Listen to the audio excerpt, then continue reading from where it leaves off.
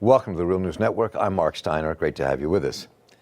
Israel has become the hub to train the world's police in military tactics, based on its 42 years of occupation on the West Bank. Here in the United States, literally dozens, if not hundreds, of U.S. police departments are being trained in military tactics, intelligence, and community control by the Israeli police. The Baltimore police, in the city where we broadcast from, are being trained by Israeli security forces, along with places like Washington, D.C. down the road, and the New York police, who also maintain a full-time office in Israel. The nature of the Israeli army has morphed over the last 4 decades into a national police force to control Palestinians in the occupied territories. The world is learning, and they're training. Resistance to this movement came to a head in Durham, North Carolina, where movements like Demilitarize Durham to Palestine and one of its member groups, Jewish Voices for Peace, organized intensely that pushed the Durham City Council to vote on and pass a resolution that read, in part, the council opposes international exchanges with any country which Durham officers receive military-style training, since such exchanges do not support the kind of policing we want here in the city of Durham. It may have been the very first time that a city council has taken such action in the United States. And we're about to talk with Jazmynne Williams, who's a communications and social media manager for the campaign Demilitarize Durham to Palestine, and a member of the group Black Youth Project 100, one of the coalition's member organizations. And Jazmynne, welcome. Good to have you here on The Real News. Thanks so much for having me. So, talk a bit about the genesis of this in Durham and how this began, because it was, I said one of the first cities, but in fact, Durham is the first city in the United States to actually pass a resolution like this. Are we right about that? Yes, you are. So talk a bit about why do you think it happened in Durham, and how did you do this? Yeah, so one of the really good things about Durham is that there's always a lot of community organizing happening. And so this campaign didn't just start up 2 or 3 years ago. It came from centuries and decades of people organizing for a myriad of things. Ever since I've been in the area, there's been a lot of work focused around demilitarization of the police, and efforts to really invest in the community. So when it came to this campaign of demilitarizing Durham in efforts to forge solidarity with Palestine, it really came out of an understanding that the oppression that we face here, the police brutality, the anti-Blackness, the anti-Semitism, is something that we share with those in Palestine. So I'm going to play this short clip here for people to watch about your movement, from people in your movement, and come back to talking a bit about the organizing and what this meant, and what we know about this from other cities as well. So let's just take a watch here for a moment. The Israeli Defense Force brutalizes and terrorizes the people of Palestine, and so does the Durham Police Department. Here they brutalize and terrorize black and brown communities. So the U.S. funds billions of dollars to the Israeli occupation. So in terms of weapons, tear gas, there's similar things being used against people while people are protesting in opposition to the violence of both forces of the Durham Police Department and the Israeli Defense Force. Many municipalities across the country, including Durham, have participated in police exchange programs with Israel. So we really feel like we have an opportunity to put a stop to these programs. We just feel as a group that there's no room for militarization of police anywhere in America, especially in our home community of Durham. And we don't believe that our police should train with any military, let alone Israel. So that was the voice of some of the people in your movement, Jazmynne, obviously, in Durham, that our viewers, people are watching, are seeing at the moment.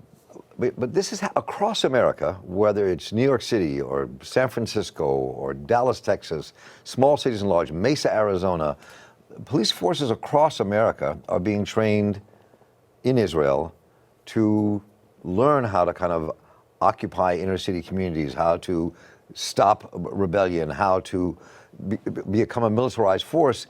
I mean, Israel didn't create militarized forces in the United States. Police forces already were beginning that way, but this is kind of taking an exponential leap. So I mean, what lessons did you learn organizing that might have an effect on the work that people are doing in other cities for the same reason? I feel like a lot of what we learn was how to really push our values into this. When we talk about demilitarizing, we're not separating all of the nuances from the conversation. We're having all of the dirty conversations about what this means to interact with Black and brown folks and people of different religions, and to really get into what these things mean. Anti-Semitism, anti-Blackness, the intersections that they have, they're important and they're personal. I feel like a lot of the headway that we made was really because we have people on the ground, nationally, globally, who are committed to fighting for communities that invest in people. And I feel like that was a really big part of our win here. Did you have to really convince people in the city council? Did you have a lot of pushback from people who, when it came time to kind of put this before the city council, make the resolution pass? I mean, what was that political process like? I mean, everybody could not, on the council, clearly didn't have to agree with you, right? So, I mean, what was that process like? We definitely had a lot of hesitation, especially with the mention of Israel.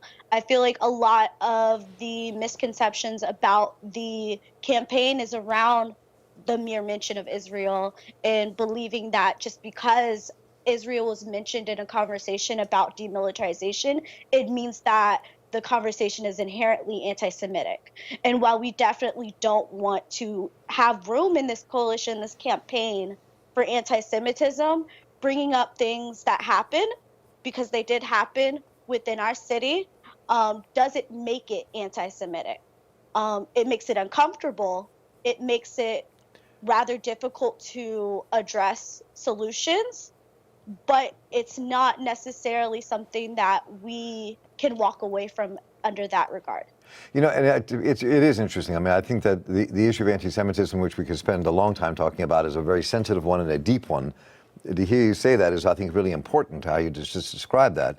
So I'm curious where you think this takes your movement and this whole, and all these relationships. This is not just about Israel, or it's about what we're doing to our police departments, the role that the Israeli police are playing in this, in training police departments here and around the world to kind of quell any kind of rebellion and keep a lid on people, on indigenous people, Black and brown people, poor people. I mean, so talk a bit about how you see this, what this analysis says to you, and where you think this takes it, and can you translate what you've done there somewhere else? Yeah, I'm hoping this takes us up and out. I really want this to spread.